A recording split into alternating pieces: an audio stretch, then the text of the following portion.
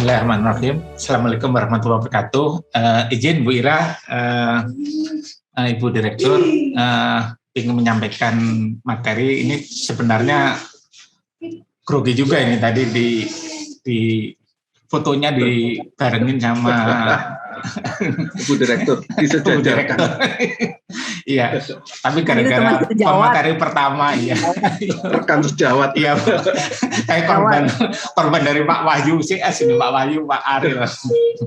Izin Ibu Direktur, pada intinya saya akan melakukan pendekatan apa itu BGH dari sebelumnya ke filsafat dulu ya, filsafat tentang hijau. Pada intinya kalau apa yang kita bahas hari ini itu kita Spider-Man ya. Ini kita hidup itu sebenarnya prinsip kalau kita belajar tentang fisika, kuantum dan sebagainya, itu entropi alam semesta itu selalu menuju ke arah kerusakan. Jadi intinya gitu. Jadi sedangkan apa yang kita lakukan ini adalah sesuai dengan misi kekhalifahan manusia ya. Artinya manusia itu harus menahan keteraturan itu harus diperlama selama-lamanya. Nah, itulah pahala yang ada di situ. Artinya pahala siapa yang bisa mempertahankan lingkungan tidak mencemari, sementara entropi ini selalu naik. Jadi seperti inilah, ada kemiskinan, ada gas efek rumah kaca, ada pencemaran, ada ledakan penduduk, ada keterbatasan sumber daya dan sebagainya. Nah, kondisi seperti ini. Nah, terus sesuai judul saya diberikan oleh Ibu Dewi dan Pak Robi, sistem asesmen bangunan gedung versi negara. Jadi terus terang mazhab BGH di Indonesia ini semula sebelum adanya Undang-Undang Cipta Kerja itu ada dua. Satu dibawa oleh Permen PUPR nomor 2 tahun 2015 tentang BGH, sedangkan satu lagi itu adalah mazhab yang tadi tentang BGH itu negara yang sertifikasi tentang hijau gitu, tentang bangunan gedung ini. Nah, mazhab yang lain, mazhab yang seberang itu adalah negara hanya sebagai registrator sertifikator. Itu adanya di Permen LH nomor 8 tahun 2010. Yaitu tentang sistem bangunan hijau. Jadi BH dan BGH. Ini BH kalau yang ini. Nah, saya langsung aja menukik ke persoalan, apa sih untungnya BGH? Pada intinya itu secara signifikan itu ada 5 ini. Satu, mengurangi biaya utilitas berkala bulanan. Karena bangun gedung itu mengacu ke siklusnya, itu pasti ada pemeliharaan, ada perawatan. Dan ujung-ujungnya apa? Ujung-ujungnya itu duit. Artinya gimana menghemat listrik, nanti akan kami tunjukkan seberapa signifikan nomor 1 ini. Biaya listrik, biaya air, pemeliharaan, dan perawatan bangunan gedung. Ini intinya. Jadi kalau ada arsitek, mungkin bagusnya kalau menghadapi klien nanti, kalau udah berpraktek, mungkin adik-adik mahasiswa ini, kalau nanti berpraktek, kalau ngomongin BGH jangan ngomongin aturan-aturan itu, pusing nanti. Ke klien bilangin aja, udah kita konsepkan sesuai hijau, untungnya ini 1, 2, 3, 4, 5. Pertama 1, ini yang 1 itu pragmatis, ini duit, karena hidup itu duit. Nah, yang kedua adalah hidup lebih sehat. Kenapa? Karena bangun gedung hijau itu akan menjamin bangun gedung itu nanti secara baku mutu ambien udara sama baku mutu ini akan bagus karena sirkulasi dan sebagainya. Tidak ada zona-zona mati kan, dan septik dari sisi ini. Terus yang ketiga adalah potensi harga jual kembali bangunan gedung yang hijau itu jauh lebih tinggi dibanding yang tidak hijau, apalagi yang tidak punya legalitas dari negara.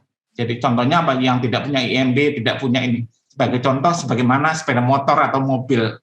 Kalau kita beli mobil tanpa BPKB, tanpa STNK, itu saya jamin harganya itu hanya seperempatnya gitu. Artinya surat pengakuan negara ini adalah eksistensi negara itu adalah hal yang nomor 1. Mungkin 3 jadi lebih utama. Yang keempat itu adalah gaya hidup yang lebih nyaman. Gitu. Gaya hidup yang lebih nyaman.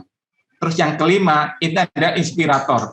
Karena kalau kita belajar ke teori Maslow, ujungnya manusia itu adalah soal aku, egonya itu harus disentuh. Kenapa kita beli Apple, laptopnya kalau arsitek itu Apple, kenapa? Karena soal 5 ini yang disentuh, bahwa saya beda, gitu. Saya beda.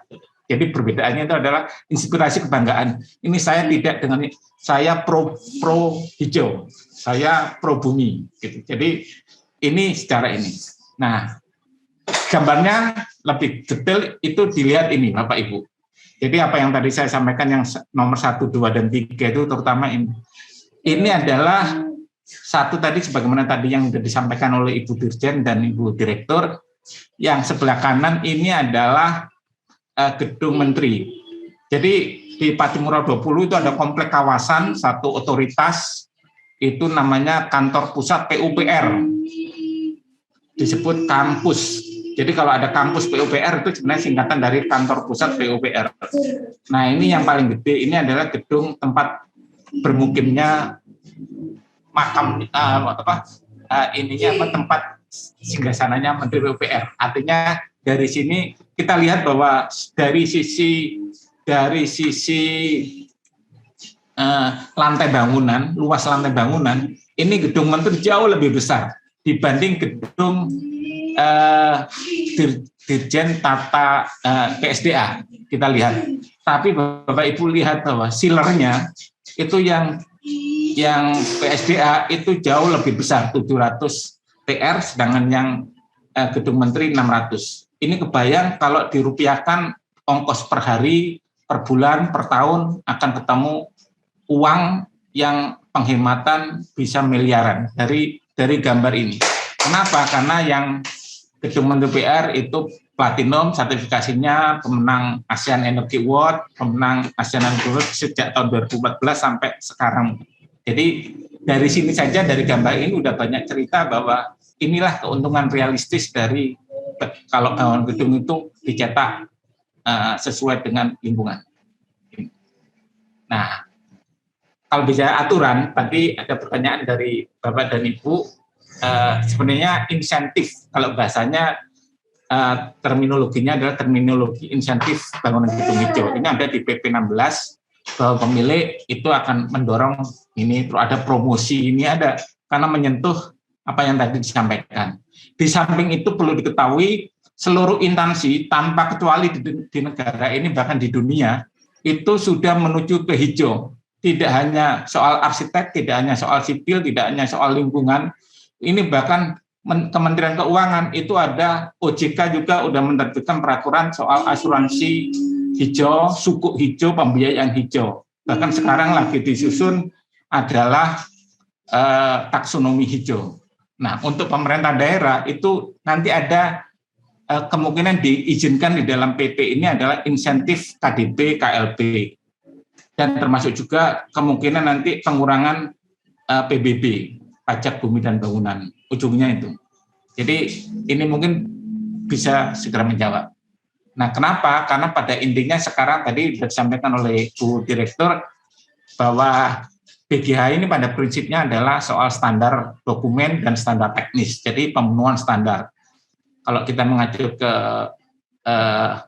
diagram Maslow juga, mungkin bisa digambarkan juga bahwa pemenuhan standar itu paling standar itu adalah pemenuhan proses PBG, yang kedua SLF, dan ketiga adalah yang puncaknya adalah BPH. Kenapa? Karena di SLF itu biasanya desain pasif atau desain pasif dan desain aktif. Sedangkan di BPH itu ada standar-standar tentang penyelenggaraan, pengelolaan, pemeliharaan dan perawatan. Jadi kalau PBG dan ini. Dan kenapa istilahnya berubah dari IMB menjadi PBG, itu pada prinsipnya karena apa?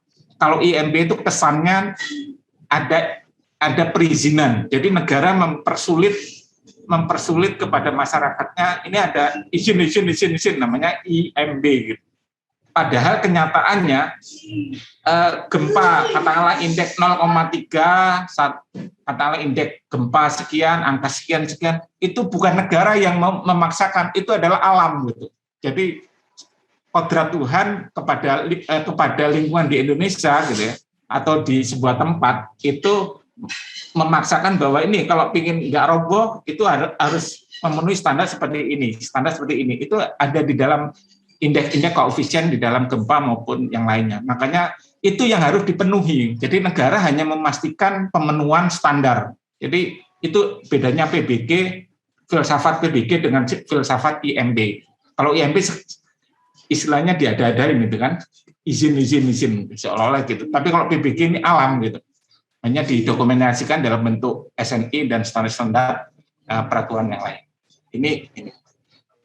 Terus, nah kita mungkin akan bergerak lebih dalam lagi kepada filsafat ini. Apa sih BGH itu? Gitu. Mungkin saya background-nya teknik lingkungan, jadi saya akan mendekatkan bahwa sebenarnya BGH itu adalah sebuah sistem atau tata cara untuk membuat penyelenggaraan bangun gedung itu lebih efisien. Artinya selama ini kalau ada pemborosan terhadap pemeliharaan, perawatan, termasuk penyelenggaraannya, itu adalah fenomena sebuah proses yang tidak efisien. Gitu. Jadi sejak dari masa pemrograman, perencanaan, pelaksanaan, pemeliharaan dan perawatan itu inefisiensi itulah yang mengakibatkan sebuah sistem itu menjadi penimbul limbah, gitu. Limbah dan ketidakefisienan, termasuk ketidakandalan. Itu adalah sebuah proses akumulasi dari sebuah gunung es. Nah, kalau kita ketahui bahwa kesadaran manusia itu terhadap lingkungan itu ada 3 periode. Kalau sampai tahun 60-an itu bahwa pelindungan terhadap lingkungan itu cenderung pasif, bahwa pasif kita dampak lingkungan negatif, jadi cuek gitu. Jadi sebuah sistem, katakanlah sebuah pabrik ataupun sebuah proses bangun itu juga, kalau kita melihat bahwa sistem penyelenggaraan bangun gedung sejak dari arsitek itu bekerja sampai kontraktor itu melakukan, sampai pengkaji teknis melakukan, itu dulu itu nggak care terhadap lingkungan. Jadi pasif environmental protection-nya itu pasif.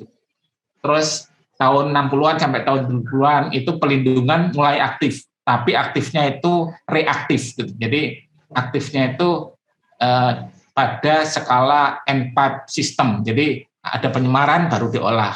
Jadi di ending-endingnya aja yang dibenahin. Nah, semakin ke sini manusia bahwa sadar bahwa limbah dan ketidakandalan itu adalah diakibatkan oleh tata cara dan termasuk juga sistem efisiensi dalam sebuah sistem tata cara. Jadi kalau prosesnya itu baik, pasti insya Allah limbahnya akan rendah dan keandalannya akan makin tinggi. Makanya ada namanya cleaner production, produksi bersih. Gitu. Jadi itu lebih hemat, patuh lingkungan. Karena pada intinya dulu kalau kita lihat bahwa dia melanggar aturan, melanggar ini, terus pada intinya terus ke N4 sistem, terus juga akhirnya ke cleaner production. Nah, sistemnya juga demikian. Jadi ada substitusi bahan dan sebagainya. Terus ada peningkatan di teknologi ini, termasuk juga dalam perancangan. Kalau kita kembali ke arsitektural dan engineering, civil engineering-nya itu termasuk juga MEP-nya. Ini sebuah sistem ini diperbaiki dari sisi teknologinya, maka prosesnya akan bagus gitu. Terus pada tahap berikutnya ternyata juga berpengaruh terhadap operasi. Jadi nanti di dalam dunia arsitektur dan di dunia konstruksi itu ada proses yang akan membuat lebih aktif. Contohnya itu nanti ada peningkatan efisiensi dengan platform BIM, Building Information Management. Itu akan menjadi lebih efisien gimana komunikasi akan dibentuk. Jadi BIM, terus cleaner production, dan sebuah BGH itu adalah bagian dari satu kesatuan yang proses dalam sebuah proses industri bangunan gedung gitu. Ini. Jadi terus ada proses modifikasi dan gimana tata cara, termasuk juga nanti penggunaan kembali, recycle, reduce dan sebagainya. Nah, jadi apa nanti yang dilakukan di dalam sertifikasi ini juga pada intinya juga menggunakan metodologi cleaner production. Nanti ada perencanaan, ada penilaian, ada analisis, ada implementasi, selalu berulang-ulang demikian. Nanti ada proses namanya assessment. Jadi ada assessment di mana mengapa itu diperbaiki sistemnya sampai terjadi bangunan itu bisa disebut sebagai sustainable. Karena sustainable tadi sudah dijelaskan oleh Bu Dirjen menyangkut fisik lingkungan. Nah, titik kuning tadi yang di pertemuan 3 lingkaran itu adalah sustainable. Yang kita terjemahkan dalam bangunan gedung itu biasanya green. Nanti green berkembang lagi ke zero net itu karena saking efisiennya soal energi, air, dan limbah. Saya kira demikian ininya produksi bersih dan sebagainya. Nah, jadi peningkatan efisiensi pada intinya gimana upaya yang kecil itu nanti peningkatan yang prevention tadi bisa menghasilkan efisiensi dan juga dalam bentuk keandalan dan juga meminimalisasi limbah dari perancangan sejak perancangan sampai ke konstruksi. Nah, dengan demikian dari dasar pola itu juga maka negara ini hadir sebenarnya tadi dia disinggung sama Ibu Ira, Bu Direktur bahwa norma apa yang kita lakukan sekarang, kita dulu satu negara ada 509 aturan. Jadi kalau kita bangun rumah katakanlah di Cimenyan sama-sama di contohnya di Cimenyan aja yang dekat dengan sini gitu ya. Itu gara-gara perbedaan administrasi, satu Kabupaten Bandung, satu Kota Bandung, itu perizinannya berbeda-beda. Makanya sejak adanya PP 16 ini, semua disatukan, perda-perda itu dicabut haknya. Jadi berdasarkan tata urutan perundang-undangan, itu hak itu diambil alih oleh Presiden disandarkan kepada PP. Jadi PP ini satu negara, satu aturan supaya seragam dan supaya efisien itu menggunakan sistem namanya SIMBG. Jadi semua sama. Karena di dalamnya juga nanti akan dibutuhkan juga produk dari SIMBG itu nanti ada pendataan bangunan gedung. Karena selama ini peneliti maupun dosen maupun ini kalau mendapatkan data itu demikian susah soal bangunan gedung. Itu nanti dalam SIMBG, nanti ujung-ujungnya ke sana. Jadi ketentuannya seperti ini, terus hunian, ini taksonomi soal bangunan di negara ini, menggunakan terminologi ini. Ada fungsi bangunan gedung, ada hunian, keagamaan, usaha, sosial budaya, dan khusus. Semua ini. Jadi kalau ada terminologi rumah itu gimana? Rumah sih posisinya di mana? Rumah itu adalah bagian dari satu fungsi dari 5 fungsi bangunan gedung. Fungsi rumah ada hunian, fungsi rumah tinggal, rumah susun, asrama dan sebagainya. Itu satu. Ini terminologi seperti ini. Terus klasifikasi bangunan dari sisi kompleksitasnya di bangun gedung juga diatur seperti ini. Jadi ini pengetahuan ini sangat penting bagi calon arsitek dan juga engineer nanti bahwa terminologi ini yang ujung-ujungnya nanti dalam bentuk retribusi bangunan prasarana dan bangun gedung mengacu ke sini. Karena nanti ujungnya indeks-indeks ini yang dipakai. Terus hubungannya nanti BGN tadi sempat ditanyakan oleh Pak Robi soal bangunan gedung negara dengan bangunan gedung gimana. Nah, bangunan gedung negara itu adalah bagian dari sebuah bangunan gedung. Jadi dari sisi kepemilikan bangunan itu ada 2, milik negara dan bukan milik negara. Ini bangunan permanen gimana? Rumah permanen itu bagian dari bangunan gedung dari sisi permanensi karena bangunan intinya begitu. Dan kita migrasi aturan dari Undang-Undang 28 dulu ada PP 36, sekarang PP itu dicabut haknya digantikan menjadi PP 16. Semuanya berkenaan dengan standar. Jadi tidak ada izin, tidak ada persyaratan. Jadi semua terminologi persyaratan itu dihilangkan. Jadi semua standar dan ketentuan penyelenggaraan. Dan soal administratif itu adalah ketentuan dokumen. Jadi standar dokumen. Dokumennya harus gini, harus ada gini. Karena contohnya nanti di kelaikan bangun gedung, standar soal pernyataan kelaikan fungsi bangun gedung itu standarnya bahwa pengkaji teknis itu harus tanda tangan di atas materai 10.000 untuk menyatakan kelaikan fungsi sebagai dasar SLF. Itu ada ketentuannya. Jadi sama satu negara, satu aturan. Jadi satu negara untuk 509 kabupaten kota se-Indonesia.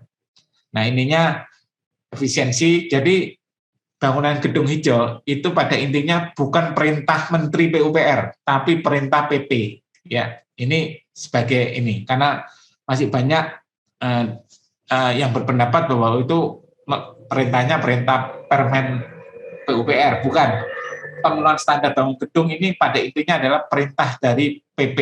Jadi kalau PP, semua kementerian harus mengikuti ini, termasuk tidak ada kecualiannya. Jadi semuanya mengacu ini selama masih di negara. Bahkan kemarin kita rapat soal bangunan gedung negara di KBRI Jerman itu juga di luar negeri itu juga mereka semaksimal mungkin bila ada dua standar antara bangunan gedung negara Indonesia yang ada di luar negeri, itu mereka semaksimal mungkin juga mengacu ke Building Code Indonesia yaitu PP 16 ini. Jadi PP 16 ini kalaupun ditanya kalau ada studi apakah ada Building Code Indonesia, ada. Building Code-nya itu PP 16 2021. Ini yang standar BGA juga demikian. Jadi ini implementasinya nanti ada BGFK, bangunan gedung fungsi khusus, bangunan gedung cagar budaya, bangunan gedung BGA, pembongkaran dan pendataan.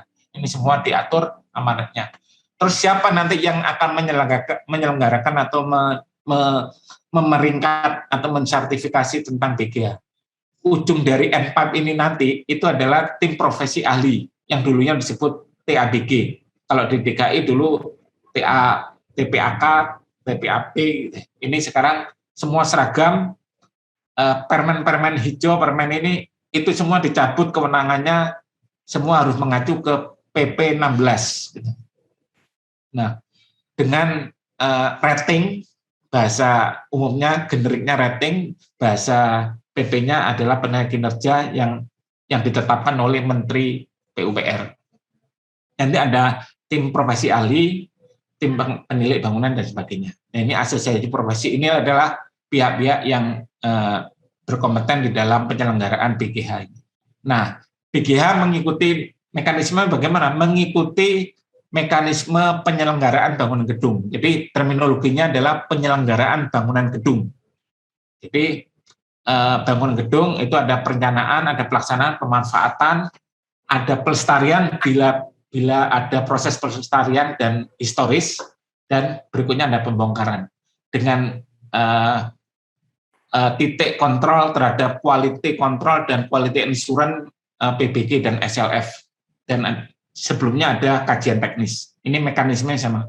Aturan ini berlaku kepada 509 kabupaten kota di seluruh Indonesia tanpa kecuali. Gitu. Nah, ini adalah kalau bisa dibilang bahwa ada PBG, ada SLF, itu bisa digabungkan dan tidak bisa, Pak.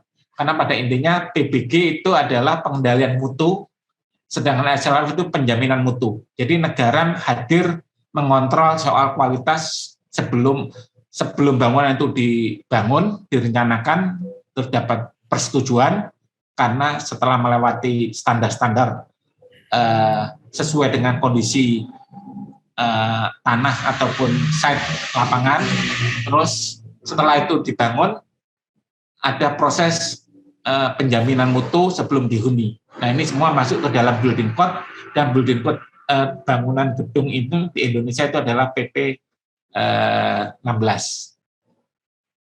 Nah, ini mekanismenya sama dengan mekanisme pada intinya kalau hanya rumah sederhana, itu jam-jaman juga bisa. Artinya, kalaupun di Malang, kemarin Kota Malang ada penerbitan IMB ya, itu berapa lama? Sejam itu bisa keluar kalau prosesnya mengikuti ini SIBG. Lama itu karena memang ada proses tapi kalaupun itu jadi perhatian khusus bisa 1 jam 2 jam udah keluar. Ada dinas tata bangunan, terus ada dinas DPM BTSW perizinan. Jadi mekanismenya mengikuti SIBG. Dan sekali lagi mekanisme dulu ada aplikasi bermacam-macam, 509 kabupaten kota memiliki masing-masing aplikasi. Sekarang hak itu dicabut, semua disamakan mekanisme di SIBG, termasuk perumahan, developer ataupun semua masuk di PBG, karena rumah adalah bagian dari bangunan gedung. Nah, ini penyelenggaraannya, ini sertifikat layak fungsi nanti terkait dengan kompleksitas dan kondisi. Ada sederhana, tidak sederhana, ada bangunan gedung baru dan existing. Jadi ini. Nah, termasuk juga nanti BGH juga mengacu ke ini. Nah, penyelenggaraannya SLF itu pada intinya seperti ini. Terus pemanfaatan itu ada surat kelayakan fungsi bangun gedung dan sebagainya. Nah, ini adalah para pelaku bangunan gedung, termasuk juga bangunan gedung hijau. Jadi di pihak meeting point dari antara pemilik yang akan meminta izin pada negara itu adalah loket DPM PTSP. Kalau di kabupaten kota itu, kalau di Bandung ada di Jalan Cianjur itu pemilik bangunan gedung, ada pengelola ini, ada penyedia, itu berhadapan menghadap ke ini, ataupun sekarang bisa lewat handphone juga bisa. Jadi ada sekretariat yang ada di DPM PTSP dan dinas yang penyelenggara bangunan gedung, ada tim profesi ahli, ada tim penilai teknis, penilai bangunan gedung, dan pengelola bangunan gedung negara bila itu ada bangunan gedung negara. Intinya gitu. Nah, ini kebutuhan-kebutuhannya semua termasuk di sini adalah penyedia jasa ahli bangunan gedung hijau. Nanti permasalahan bangunan gedung hijau di mana ini ada di bawah. Ini mungkin standar teknis dan sebagainya. Ini termasuk adalah surat pernyataan dan sebagainya. Ini adalah standar dokumen yang sama, satu negara satu standar dokumen. Tidak boleh ada yang lain, tidak boleh ada persatuan lain. Dan semua sistemnya melalui sistem berbasis web. Nah, kita sekarang masuk ke dalam sistem pemeringkatan ini. Apa sih BGH ini? Kenapa sih? Apa pentingnya PP 16 tadi merancang adanya BGH? Terus kenapa penilaian kinerja rating tool negara ini ada di ini? Ini adalah bisnis besar, Bapak Ibu. Kita berkumpul di sini, alhamdulillah. Ini adalah membahas bisnis besar. Kalau nggak percaya besarnya, ini bisa disinggung. Kenapa semua ini? Dan pada prinsipnya negara juga tidak bisa melarang. Semua negara termasuk PUPR ini dalam bentuk ini adalah mempersilakan bila mana ada orang ataupun sekelompok orang menyusun rating untuk hijau, menyatakan definisi hijau gitu. Ada sekelompok orang ataupun perorangan menyusun, itu dipersilakan. Nanti biar pasar yang cuma negara juga tidak bisa abai terhadap ini. Kenapa? Karena nanti terkait dengan tujuan kita bernegara. Jadi bisnis ini mengawal tujuan bernegara. Jadi dan negara karena ini bisnisnya negara harus dibuat semurah mungkin dan semudah mungkin, tapi tidak mengurangi kualitas. Nah, sebagaimana tadi ini dinyatakan bahwa negara nggak boleh kalah sama Kang Bahar. Artinya Kang Bahar aja jika negara itu meninggalkan bisnis ini, maka akan banyak orang yang memperebutkannya karena ini adalah bisnis yang besar. Artinya kalau kita lihat di ini.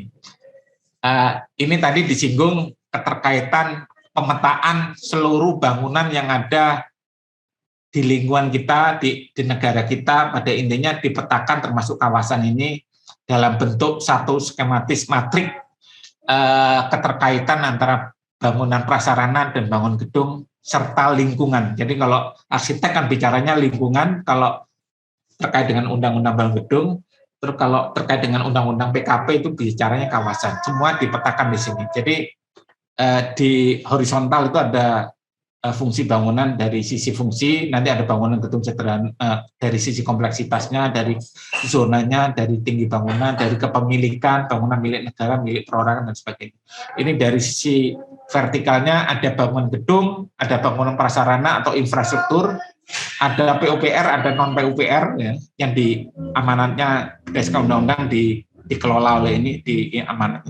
Terus dari sisi lingkungan itu ada satu otoritas dan ada pengelolanya itu komunitas. Makanya dari terminologi nanti ada bangun gedung itu berdasarkan konsep yang selain cleaner production tadi, mengajunya juga taksonominya adalah menggunakan matrik ini. Jadi ada bangun gedung, ada lingkungan, kawasan, dan hunian.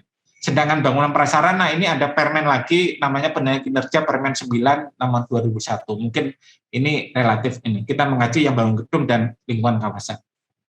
Nah ini kalau kita bicara, saya dulu begitu lulus, sebagaimana tadi disampaikan oleh Bu Ira, bahwa memang seringkali selaku mahasiswa itu kadang-kadang karena kita tahunya buku McGraw-Hill, terus dari Newford dan sebagainya.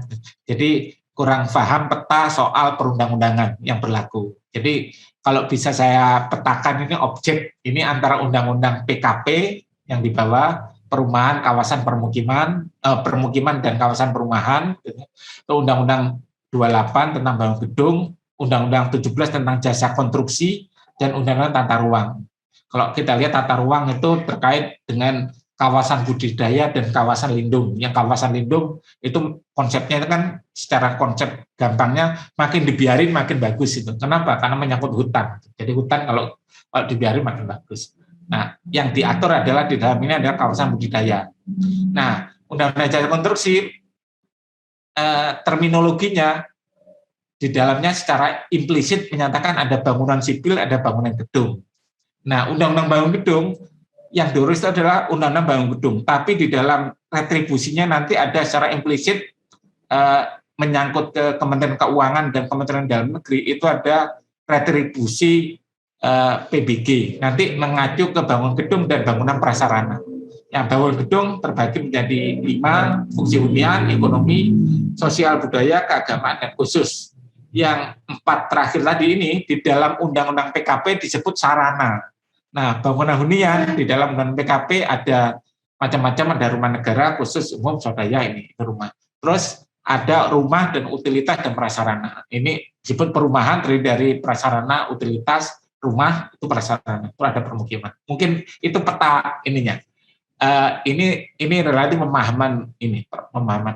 Nah, menyangkut kepada tadi soal kehadiran negara, pada intinya negara wajib memiliki sebuah rating tools tanda petik ya, namanya penilaian kinerja, itu mengacu kepada copyleft dan open source. Jadi penilaian kinerja ini bebas, katakanlah dengan ini kalau rating tool lain, katakanlah Pak Robi bikin asosiasi atau bikin NGO, tapi berdasarkan rating tool katakanlah dari Green Star-nya Australia, itu nggak boleh. Kenapa? Itu copyright dan closed source.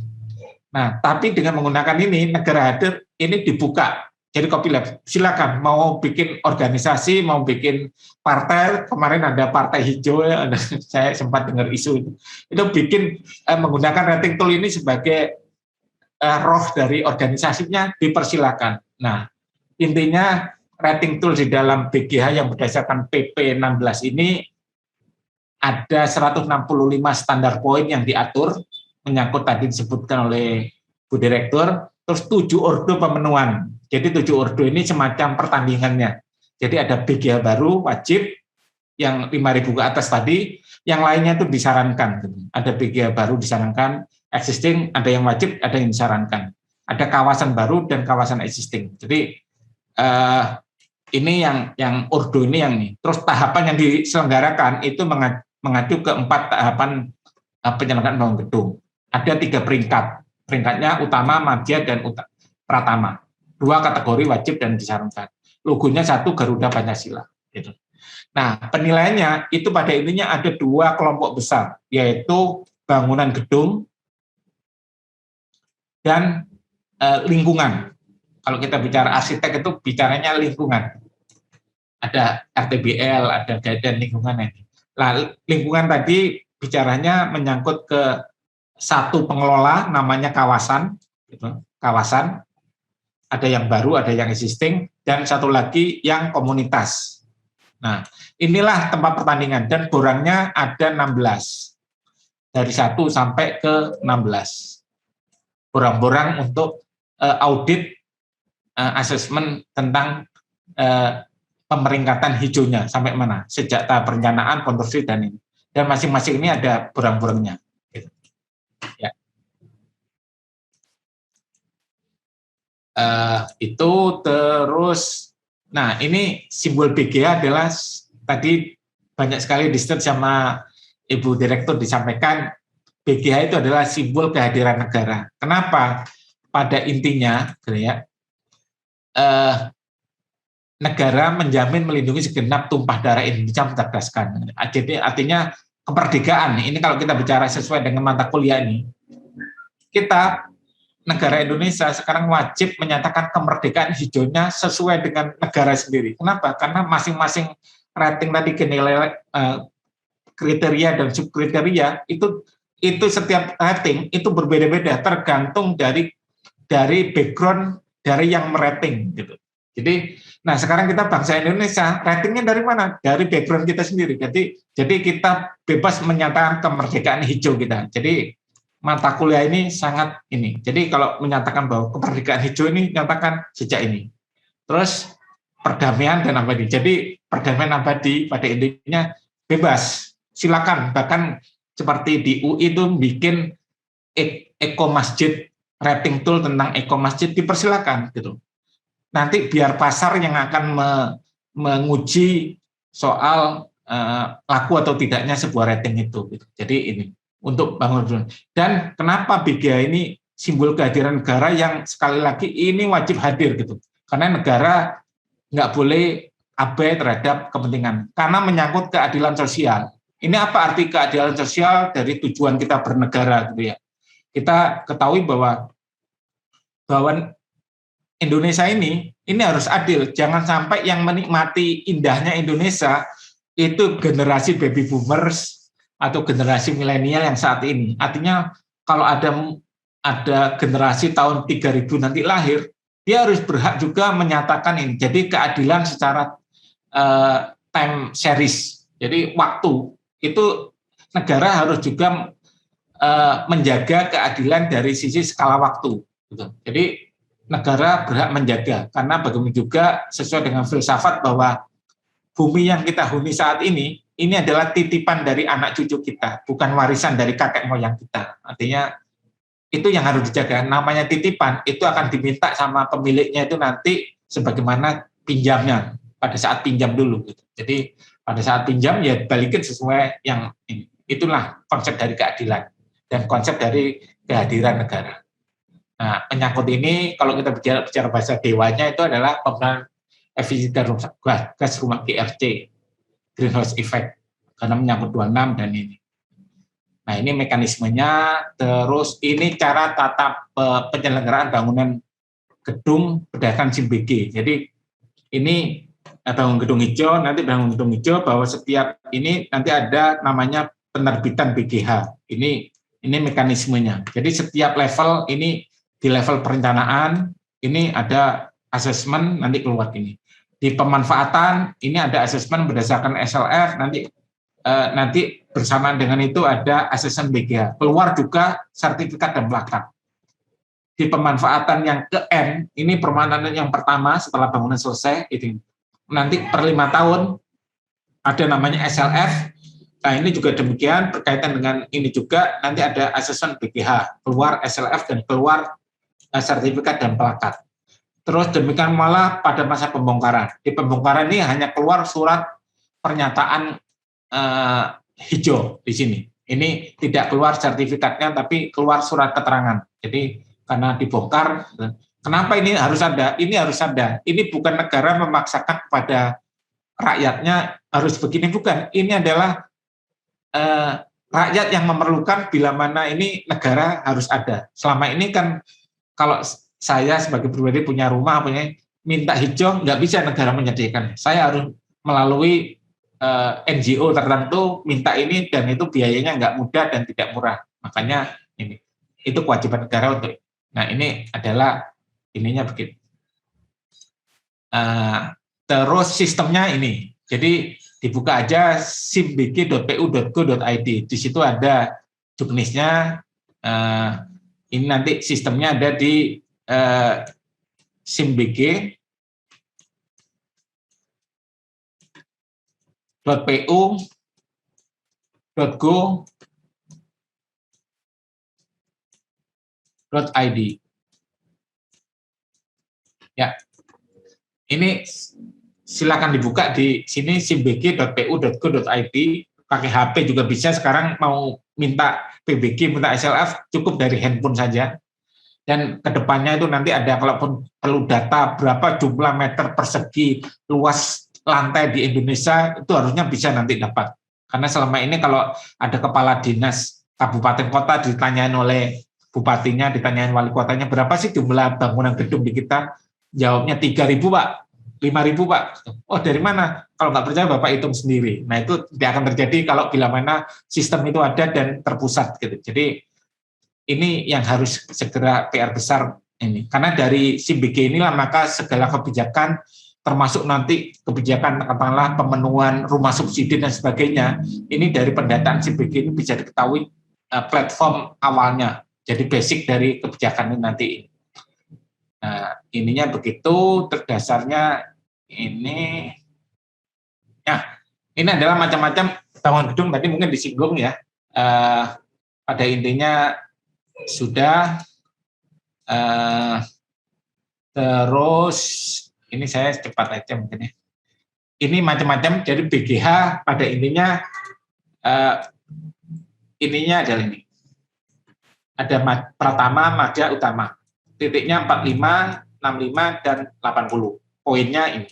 Semua borang 1 sampai 16 tadi semua sama, isinya 165.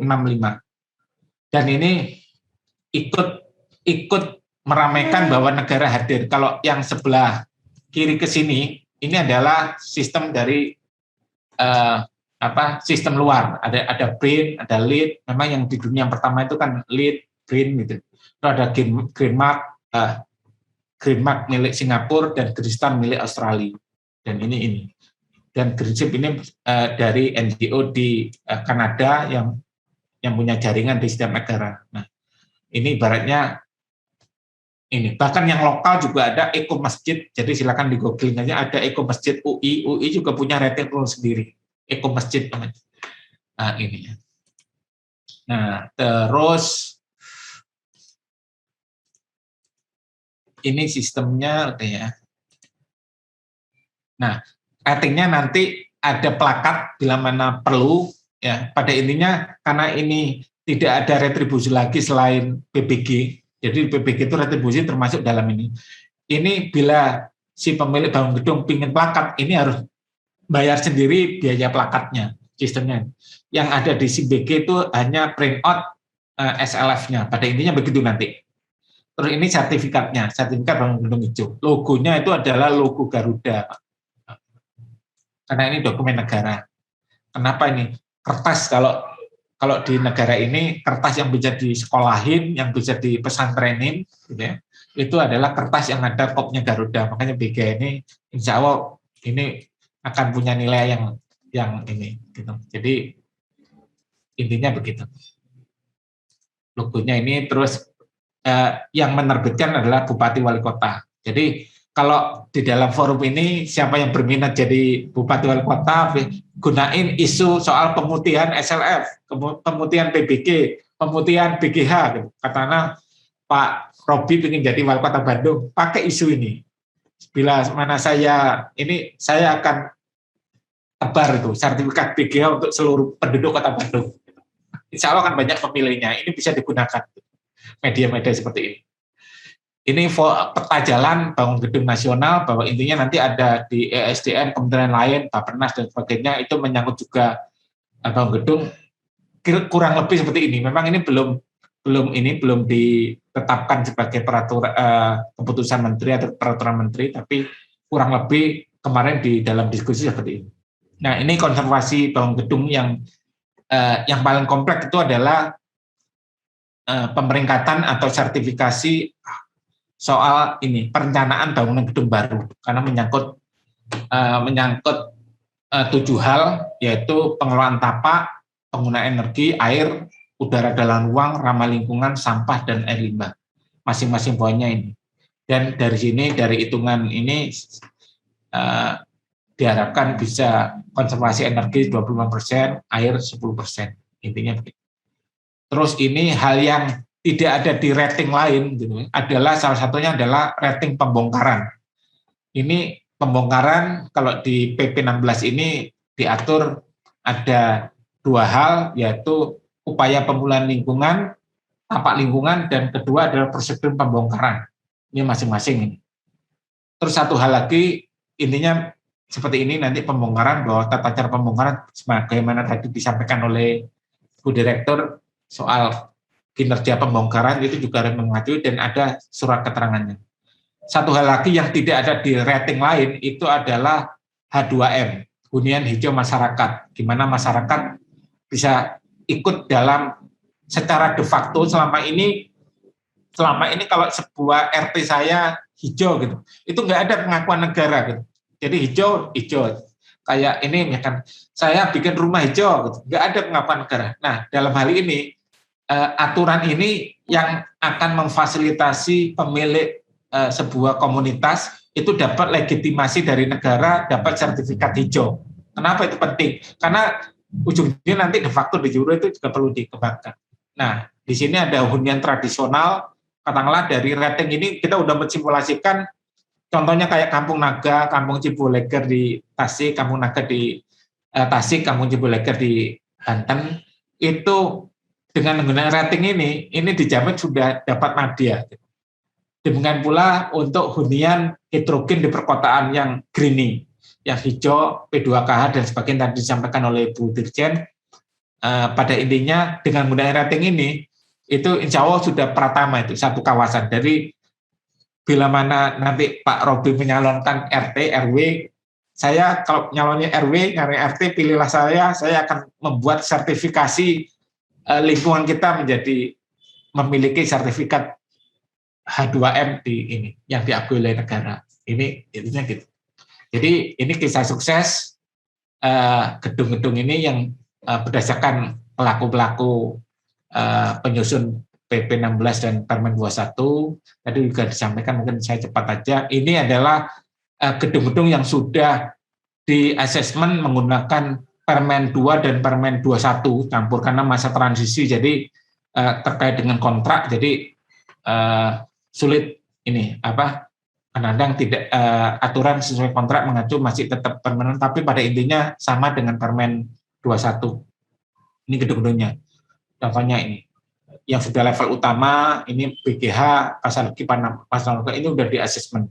Sekali lagi ini yang mengasesmen masih asesor di Direktorat Jenderal Cipta Karya. Kenapa? Karena yang teman-teman di TPA di kabupaten kota hari ini belum terbentuk ya. Jadi masa transisi ini karena negara tidak boleh berhenti ya.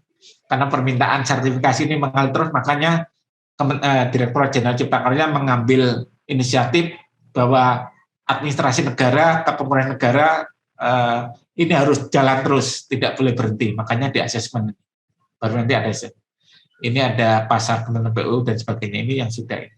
Nah, ini terkait dengan skematis. Nanti pada intinya ini tenaga ahli, ini juga BGH itu nanti berdasarkan SKKNI ini gitu ya. Ini juga akan SKKNI ini akan harus berdasarkan PP 16. Jadi SKKNI itu adalah kurikulumnya untuk menerbitkan SKK. Jadi ini permasalahan. Terus ini permasalahan.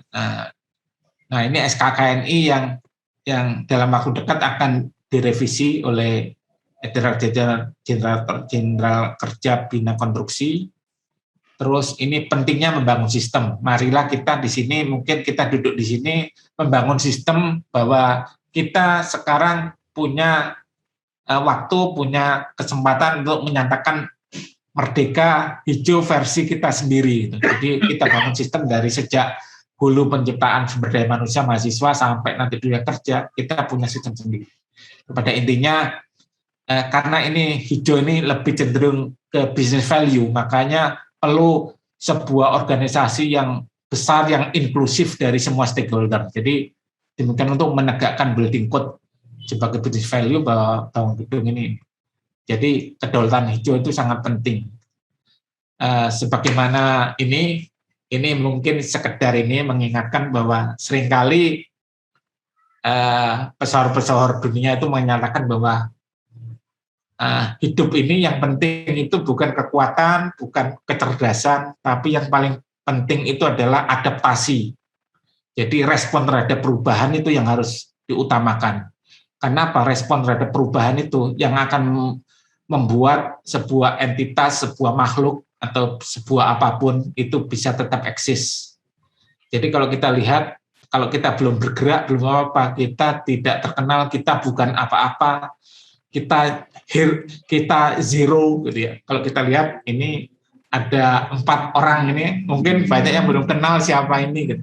Tapi begitu dia berubah, gitu, dia akan banyak dikenal orang bahwa dia adalah sebuah pahlawan.